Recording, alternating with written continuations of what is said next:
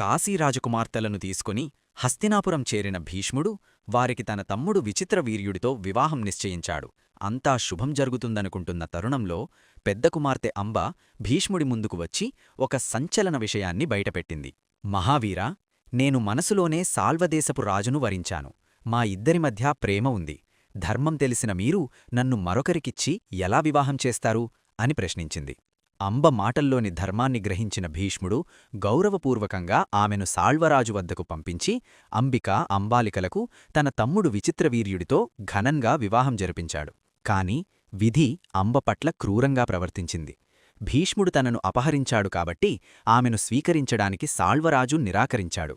అటు ప్రేమికుడు కాదనడంతో ఇటు తండ్రి వద్దకు వెళ్లలేక అంబ తిరిగి భీష్ముడి వద్దకు వచ్చింది. నన్ను అపహరించి నా జీవితం నాశనం చేశావు, కాబట్టి నువ్వే నన్ను వివాహం చేసుకోవాలి అని భీష్ముడిని కోరింది. కాని భీష్ముడు తన ఆజన్మ బ్రహ్మచర్య ప్రతిజ్ఞకు కట్టుబడి ఉన్నాడు. అంబ అభ్యర్థనను సున్నితంగా తిరస్కరించాడు. ఆగ్రహంతో ఊగిపోయిన అంబ భీష్ముడి గురువైన పరశురాముడిని ఆశ్రయించింది. తన శిష్యుడైన భీష్ముణ్ణి పిలిచి అంబను పెళ్లాడమని పరశురాముడు ఆదేశించినా భీష్ముడు తన ప్రతిజ్ఞను వదులుకోలేదు. ఇది గురుశిష్యుల మధ్య భీకర యుద్ధానికి దారితీసింది. చివరికి ఆ యుద్ధం అసంపూర్తిగానే ముగిసినా అంబ ఆక్రోశం తగ్గలేదు. భీష్ముడిని అంతం చేస్తానని ఘోరమైన తపస్సు చేసి మరుజన్మలో శిఖండిగా పుట్టి భీష్ముడి మరణానికి కారణమవుతానని శపథం చేసి చితిలో దూకి ప్రాణత్యాగం చేసింది.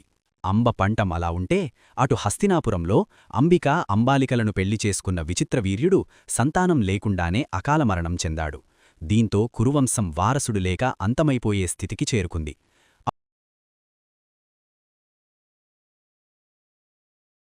అప్పుడు సత్యవతి భీష్ముడిని ఏమని కోరింది, వంశాన్ని ఎవరు నిలబెట్టారు అనేది రేపటి